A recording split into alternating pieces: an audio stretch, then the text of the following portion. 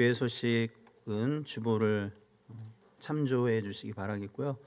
목사님께서 파주에 있는 참사랑의 교회 가셔서 헌신 예배 인도하십니다. 목사님을 위해서 계속 기도해 주시기 바랍니다. 오늘 제목은 따라서 한번 해보세요. 히스기야의 기도와 눈물. 히스기야의 기도와 눈물.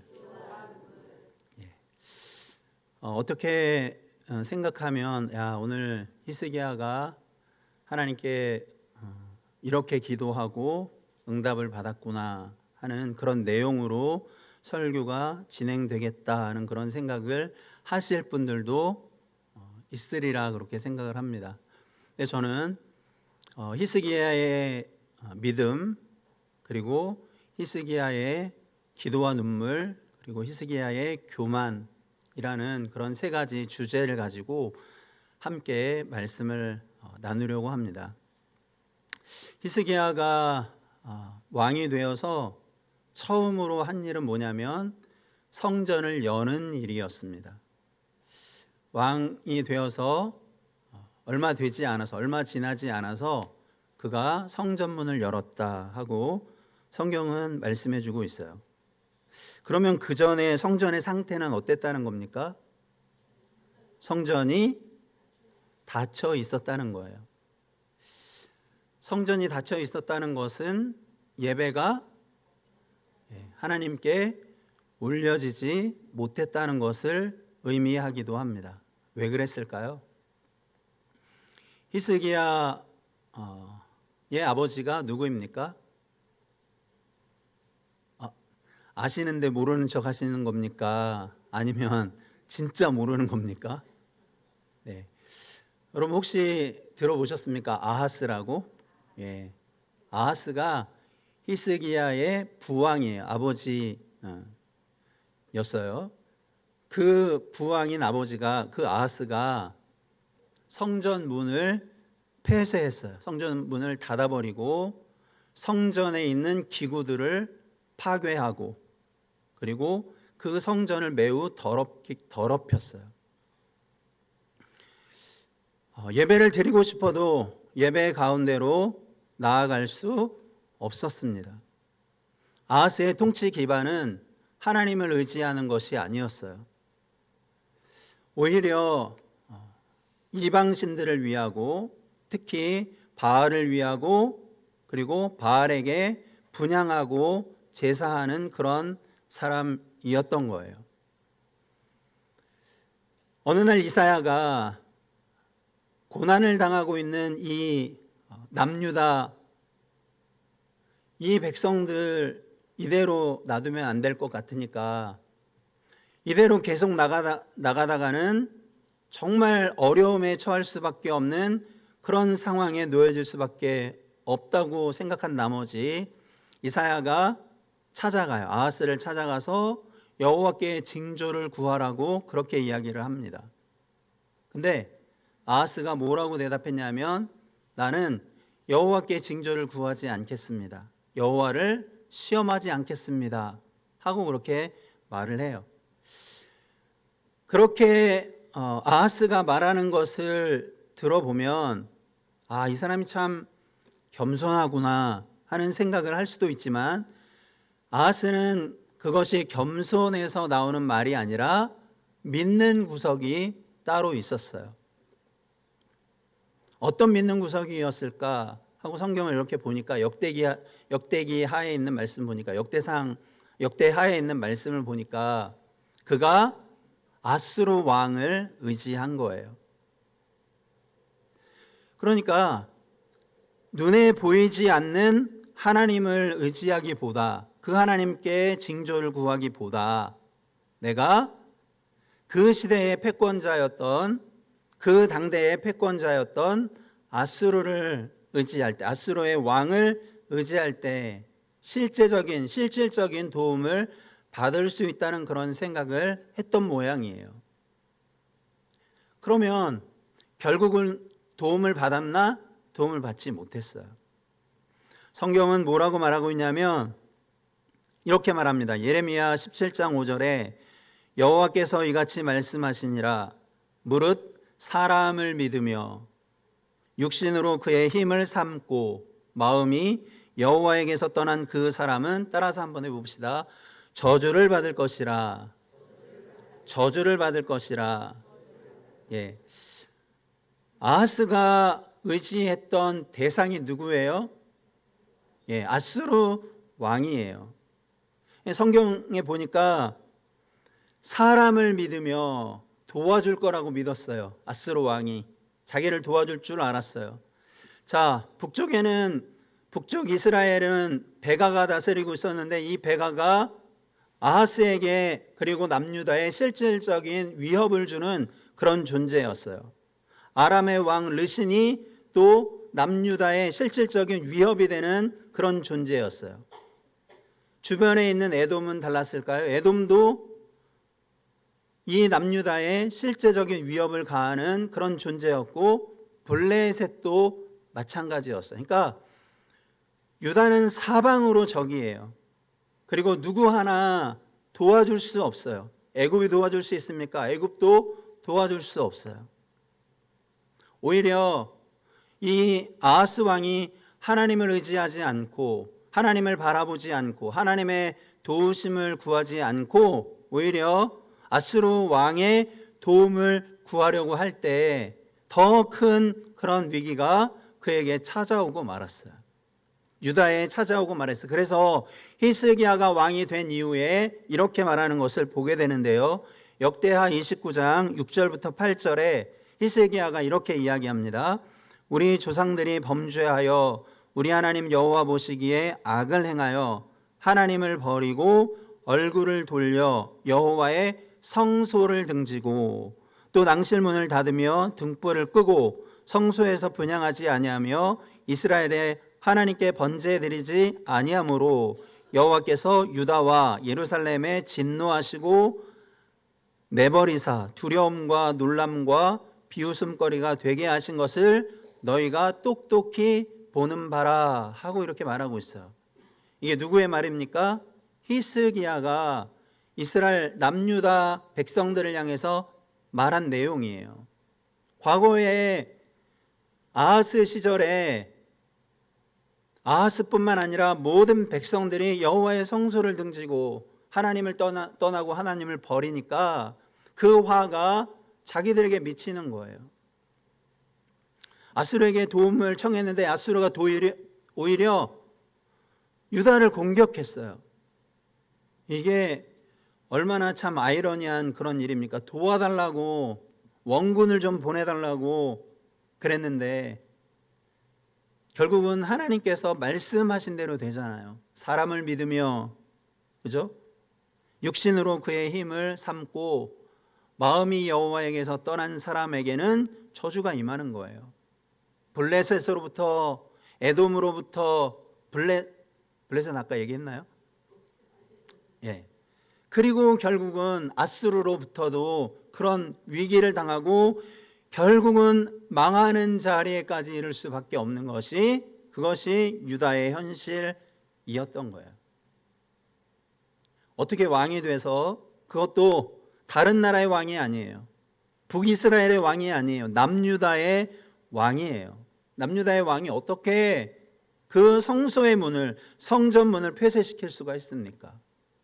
그죠? 성전의 기구들을 어떻게 파괴할 수가 있습니까? 그리고 자기뿐만 아니라 모든 백성으로 하여금 하나님을 떠나게 하고 우상을 섬기게 하는 그런 왕이 돼버리고 말았어요. 애초에 믿음이 없었어요. 이사야가 전해준 하나님의 말씀을 들어야 되잖아요. 여러분, 믿음은 어떻게 생겨납니까? 수준이 높아요. 믿음은 들음에서 나요. 그런데 들었잖아요. 누가? 아하스가 들었어요. 뭘? 하나님 말씀을 들었어요. 근데 말씀을 들었으면 믿음이 생겨야 되잖아요. 믿음이 안 생겼어. 왜 그랬을까요? 말씀을 거부하니까 믿음이 생길 수가 없는 거예요. 여러분, 우리가 여기 이렇게 앉아서 예배드리지만 하나님의 말씀을 하나님의 말씀으로 들을 수 있어야 돼요.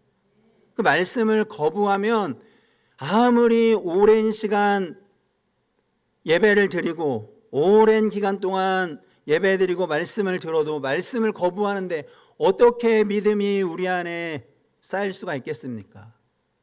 말씀을 말씀으로, 하나님이 설교자를 통해서 나에게 하시는 하나님의 말씀으로 들을 수 있어야 돼요. 그래야 믿음이 생기는 거예요. 그냥 우리가 동일하게 설교자를 통해서 설교가 선포되어지고 그리고 그 선포되어진 모든 말씀을 내가 들었다고 해서 믿음이 생기는 게 아니에요. 말씀을 받아들여야죠. 거부하면 생길 수가 없어요.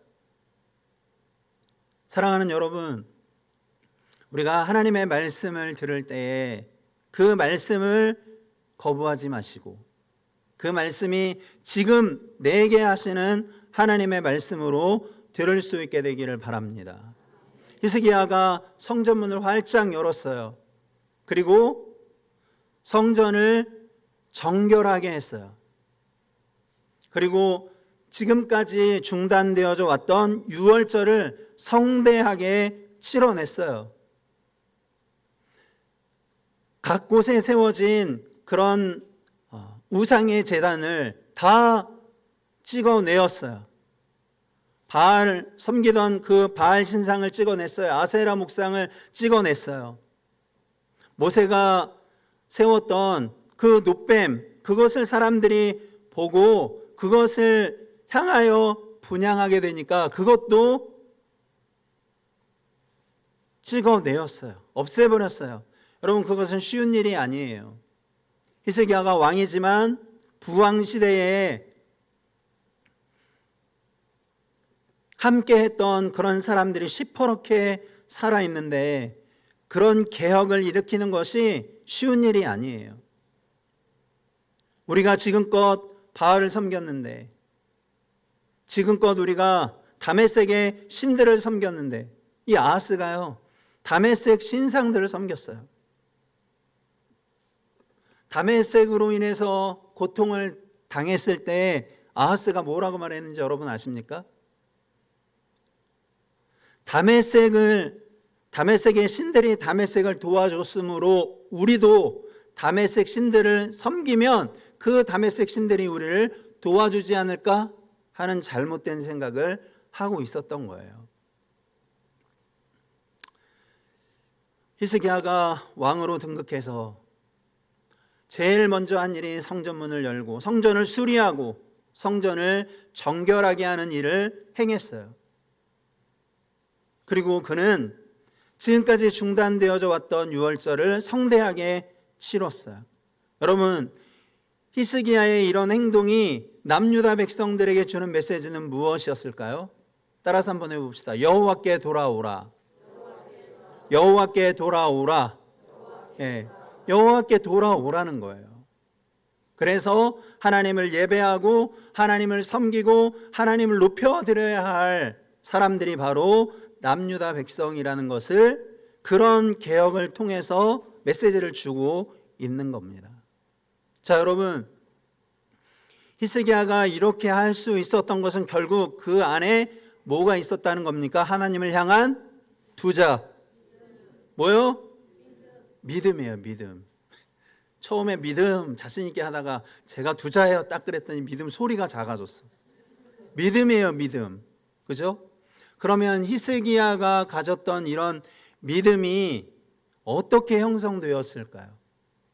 결국은 믿음은 들음에서 났기 때문에 누군가로부터 하나님의 말씀을 들었다는 것을 말씀해 주고 있어요. 여러분, 성경을 보니까 유다의 왕들이 왕이 되기 이전에 어떤 삶을 살았는지 기록된 왕은 누군지 아십니까? 혹시 왕이 되기 전부터 왕이 된 이후 뭐 이렇게 두 사람 있었어요. 두 왕. 예, 다윗. 또 솔? 아니에요. 제가 여기서 솔 그런 것 같아서 예, 솔로몬 아니에요. 누구예요? 예, 그렇죠. 사울이에요. 사울.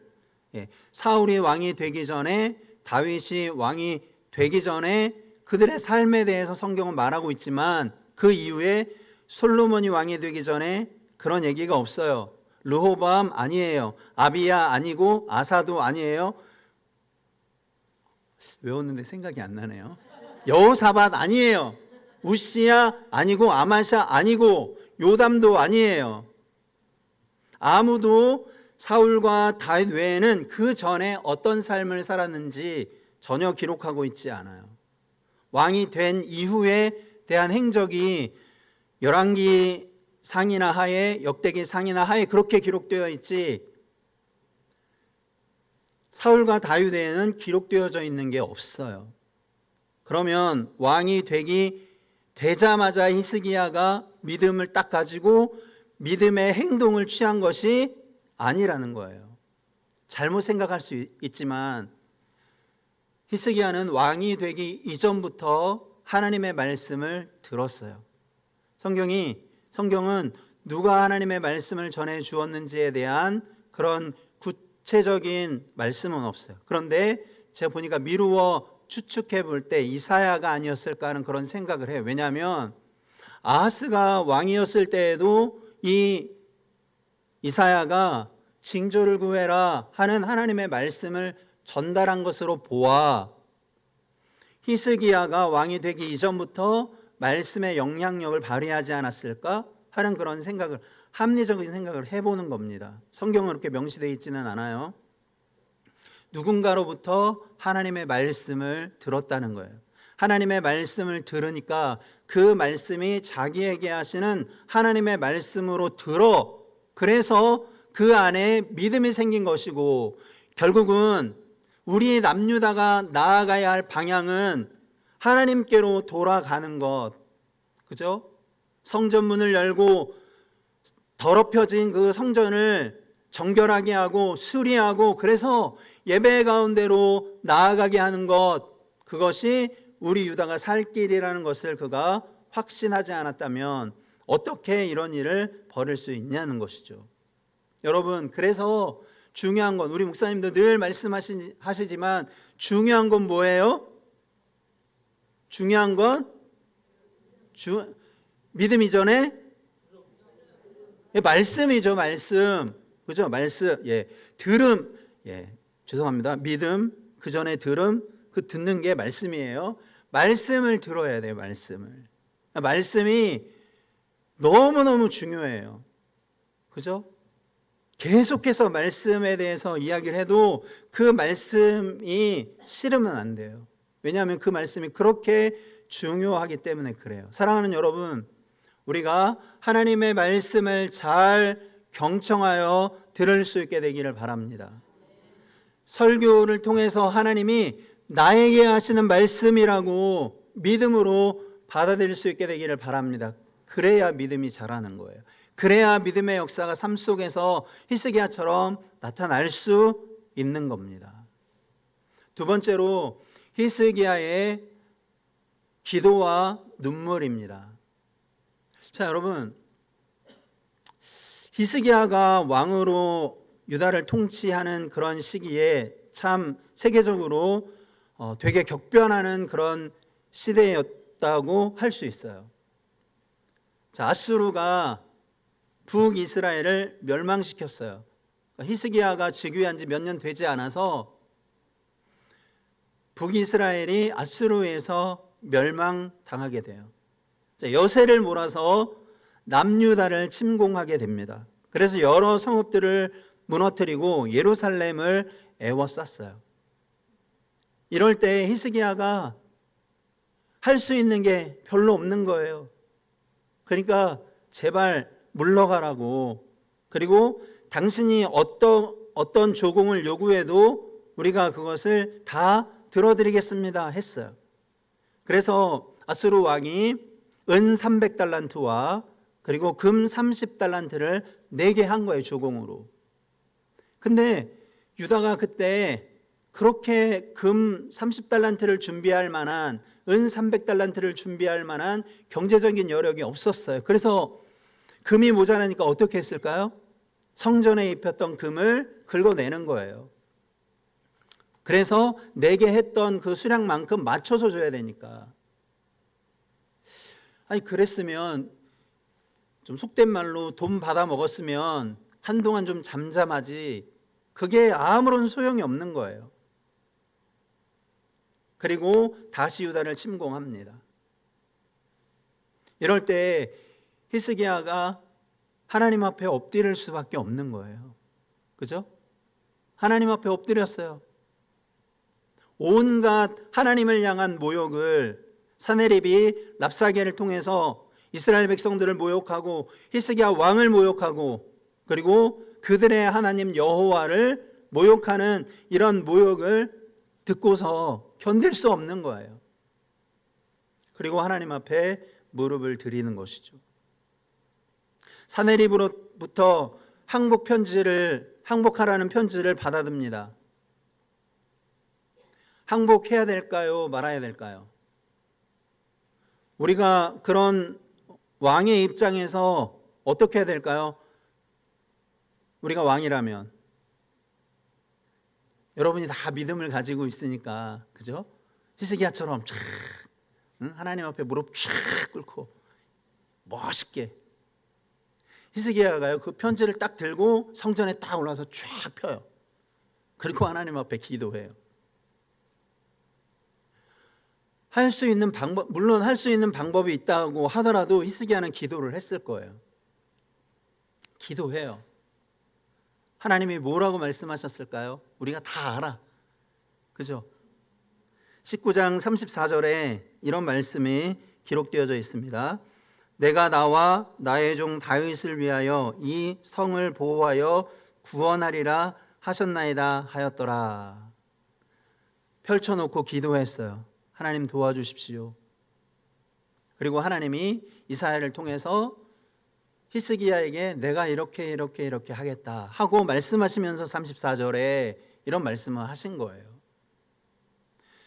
국가가 존망의 위기 앞에 풍전등화와 같은 그런 상황 속에서 언제 무너질지 모르는 그런 상황 속에서 그가 그 편지를 들고 하나님 앞에 기도하니까 하나님께서 그 기도를 들으신 거예요.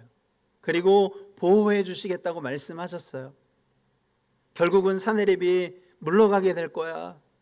예? 말씀하신 대로 물러가잖아요. 그죠? 대군을 이끌고 와서 18만 5천 명을, 그리고 예루살렘을 둘러쌌어요. 근데 하나님이 뭐라고 말씀하셨냐면 그들이 유다 성을, 예루살렘 성을 향해서 화살 한 발 쏠 수 있을 것 같으냐? 못 쏜다는 거예요. 방패를 세울 수 있냐? 못 세운다는 거예요. 하나님이 못 세우게 하시겠다는 거예요. 화살 한 발 쏠 수 있냐? 쏠 수 없게 하신다는 거예요. 뭐예요? 하나님께서 보호하신다는 거예요. 하나님께서 지키신다는 거예요. 여러분, 우리가 잘 알고 있는 것처럼 시편 50편 15절에 환난 날에 나를 부르라, 내가 너를 건지리니 네가 나를 영화롭게 하리로다. 여러분, 이런 극한 환난 속에서 그가 하나님 앞에 무릎을 꿇었어요. 기도했어요. 개인적인 위기를 만납니다. 오늘 본문의 내용이 그거죠. 1절에 있는 말씀을 보니까 사망 고지를 해요. 이사야가 뭐라고 말씀하고 있습니까? 그때에 히스기야가 병들어 죽게 되매 아모스의 아들 선지자 이사야가 그에게 나와서 그에게 이르되 여호와의 말씀이 너는 집을 정리하라. 집 정리하라 그러면 끝난 거예요. 그렇죠? 예. 내가 죽고 살지 못하리라. 이렇게 하나님이 이사야를 통해서 히스기야에게 네가 죽을 거야. 네 집 정리해 이제. 유언을 남기든지 할 땐 해. 히스기야가 어떻게 합니까? 히스기야가 하나님께 독대를 청하는 거예요. 예? 얼굴을 벽으로 돌리고, 그죠? 하나님 앞에 기도하는 거예요. 뭐라고 기도했겠어요? 여러분 같으면 뭐라고 기도하실래요? 살려주세요, 살려주세요. 히스기야의 나이가 대략 몇 살이었냐면 39에서 40살. 예. 부록 전후. 그죠? 하나님 살려주십시오. 제 나이가 지금 39, 40도. 아유 주여. 그렇게 하지 않았어요. 살려달라고 기도하지 않았어요. 물론 이 내용을 보면 살려달라는 말은 없지만 우리는 알아요. 그렇죠? 뭐라고 기도합니까? 3절에 여호와여 구하오니 내가 진실과 전심으로 주 앞에 행하며 주께서 보시기에 선하게 행한 것을 기억하옵소서 하고 히스기야가 통곡하더라. 하나님 앞에 눈물 뿌려가면서 기도했어요. 예? 그냥 기도가 아니에요. 통곡, 대성통곡을 한 거예요. 하나님, 제가 하나님 앞에 진실하게 살았던 거, 진심으로 살았던 거, 내가 그래도 하나님 일 위해서 했던 모든 일 하나님 좀 기억해 주십시오. 저를 좀 불쌍히 여겨 주십시오. 저를 긍휼히 여겨 주십시오. 하나님의 긍휼에 기대어서 그가 하나님께 기도했어요. 하나님은 뭐에 약하다? 눈물에 약하다. 눈물에. 그죠? 대성통곡하고 기도하니까 하나님이 뭐라고 말씀하시냐면 5절에 이제 이사야가 성읍과 그 사망고지를 하고 이제 돌아가는 그 중에 성읍 중간도 이르기 전에 하나님의 말씀이 다시 이사야에게 전달되는데 5절 같이 한번 읽어보겠습니다. 시작. 너는 돌아가서 내 백성의 주권자 히스기야에게 이르기를 왕의 조상 다윗의 하나님 여호와의 말씀이 내가 내 기도를 들었고 내 눈물을 보았노라. 내가 너를 낫게 하리니 내가 3일 만에 여호와의 성전에 올라가겠고 6절 내가 내 날에 15년을 더할 것이며 내가 너와 이 성을 아스루 왕의 손에서 구원하고 내가 나를 위하고 또 내 종 다윗을 위함으로 이 성을 보호하리라 하셨다 하라 하셨더라. 네. 하나님께서 히스기야의 그 눈물, 그 뜨겁게 하나님을 향해서 흘렸던 그 뜨거운 눈물을 하나님께서 보신 거예요. 기도를 들으신 거예요. 제가 포천에서 사역할 때 포천 혹시 아세요, 여러분? 예. 포천 그러면 보통 북한 밑이라고 생각하는데 북한하고는 되게 많이 떨어져 있습니다. 오히려 북한하고 가까운 데는 철원이에요. 철원보다 훨씬 더 도시적인 곳이에요. 포천이. 네, 포천에서 사역할 때 우리 그 권사님하고 집사님이 교통사고를 당하셨어요. 서로 다른 부부가 아니라 여자분이신데 그 두 분이 입원하셨어요. 그래서 이제 병원 신방을 갔어요. 기도해 드리러. 기도하고 이제 나왔는데 어떤 50대 젊은 여자분이 막 쫓아와요. 그러더니 목사님이시네.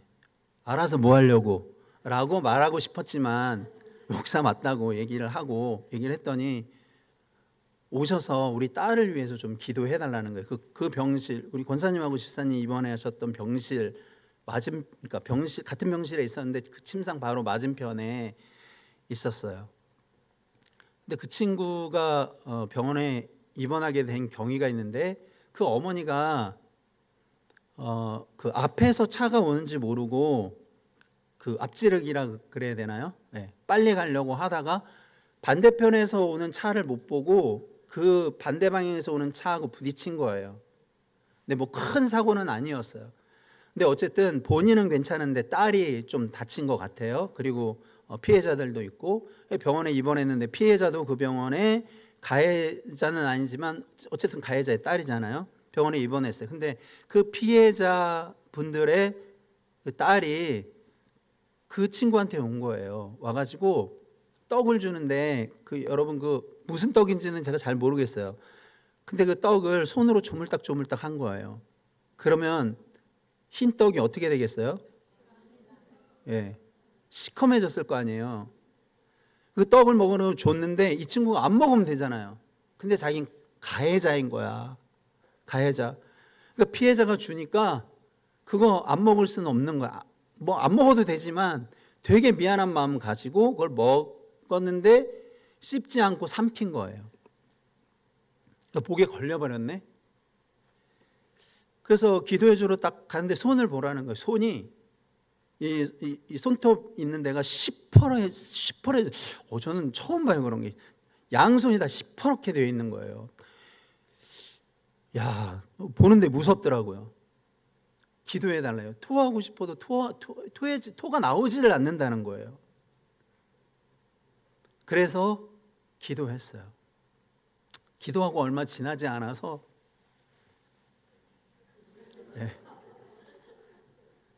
저는 이미 병실에서 나왔고 병실에서 나오기가 무섭게 반납을 했어요. 네. 조금 더 있었으면 그 광경을 제가 다 목격했어야 되잖아요.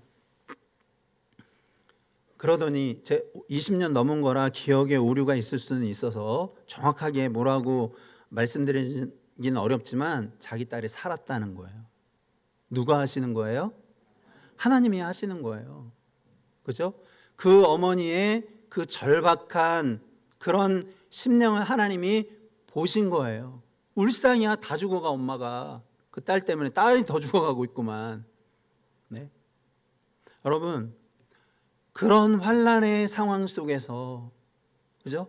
극한 환난의 상황 속에서 하나님을 찾아야 돼요. 하나님을 평상시에 찾아야지 그것도 하나님이 생각이 나는 거예요. 여러분,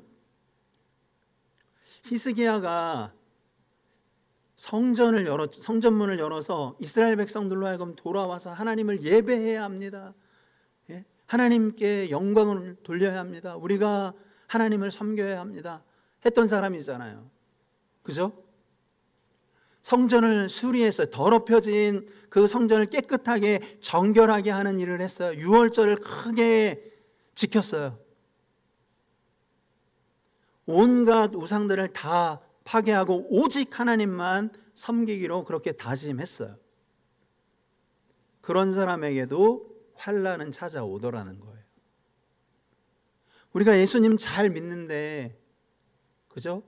남들 못지않게, 어떤 크리스찬 못지않게 내가 하나님을 잘 믿어, 하나님을 전폭적으로 의지하고 신뢰해, 신앙생활 너무 잘해, 맡겨진 사명 너무 잘 감당해, 환난이 있을 수 있다는 거예요. 히스기야가 만난 국가적인 위기뿐만 아니라 개인적인 위기, 개인적인 환난이 있을 수 있다는 얘기예요. 환난을 만났을 때 그 환난을 대하는 태도는 다른 사람하고 달라야 돼요. 그죠? 다윗은 시편에서 뭐라고 말하고 있습니까? 고난당하는 것이 내게 유익이라. 이로 인하여 주의 율례를 배우게 되었나이다 하고 말하고 있어요. 여러분, 고난 당했을 때 그 고난으로 인해서 힘들 수 있어요. 그렇죠?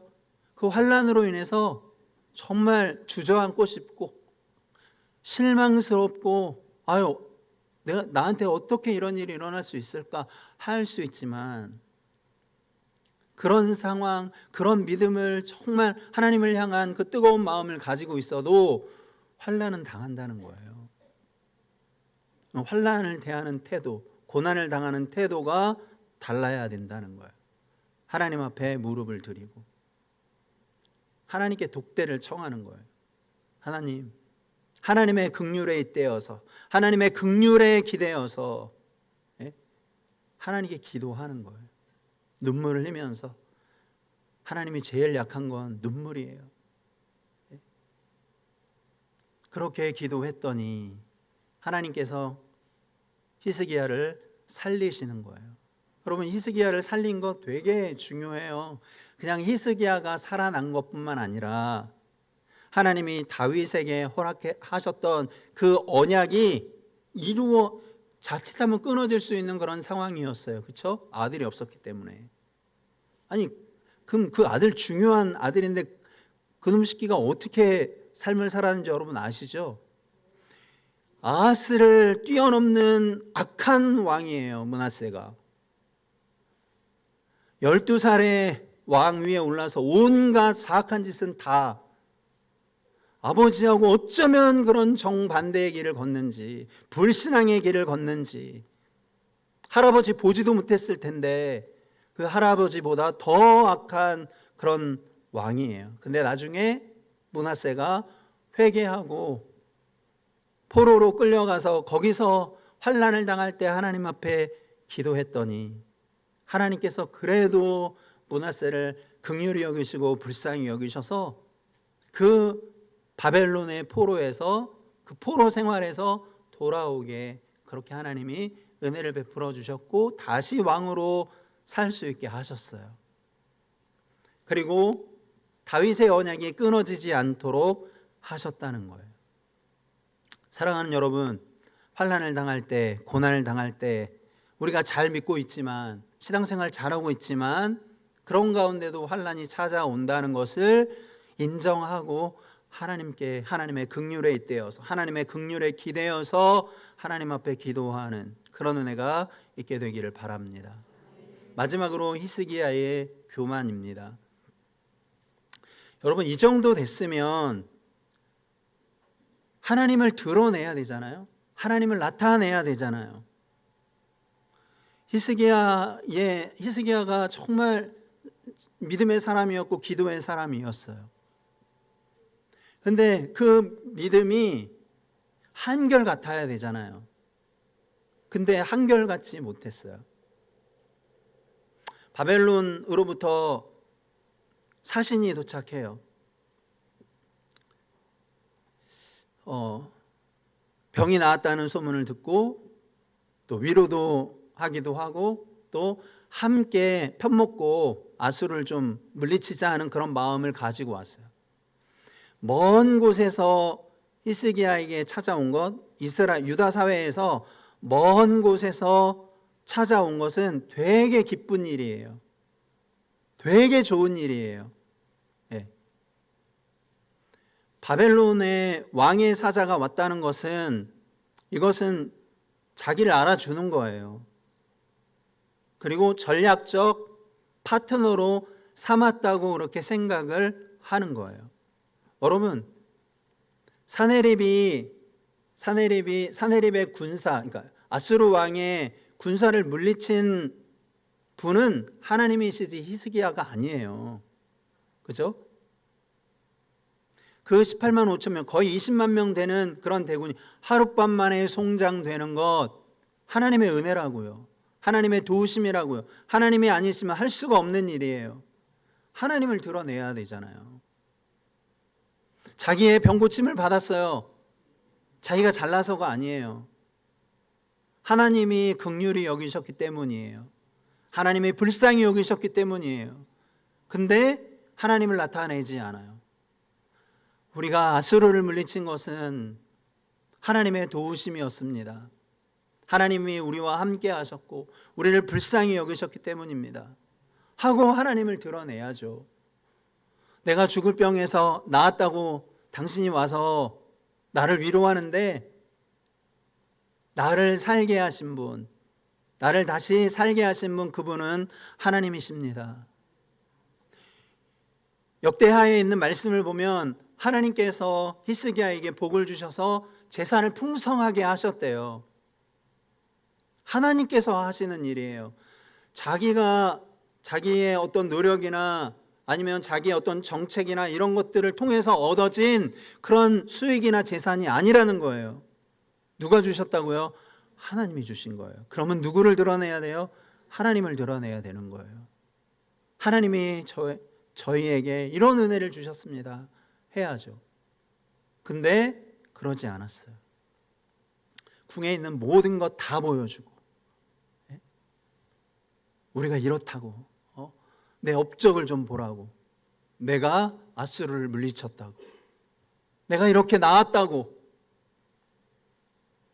이렇게 자랑하는 거예요. 여러분, 우리가 익히 알고 있는 것처럼 교만은 패망의 선봉이요 넘어짐의 앞잡이에요. 자기를 자랑할 게 아니에요. 자기를 과시할 게 아니에요. 히스기야 됨은 하나님의 은혜예요. 그러니까 하나님을 드러냈어야죠.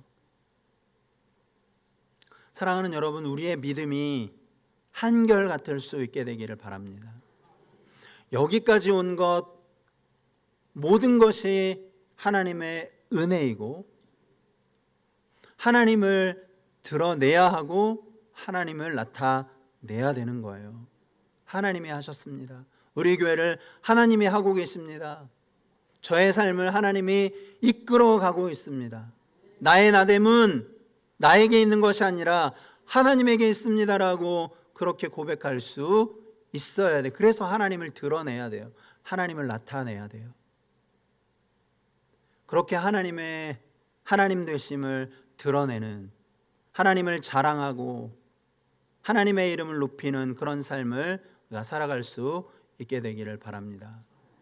사랑하는 여러분, 하나님의 말씀을 경청해서 들을 수 있게 되기를 바랍니다.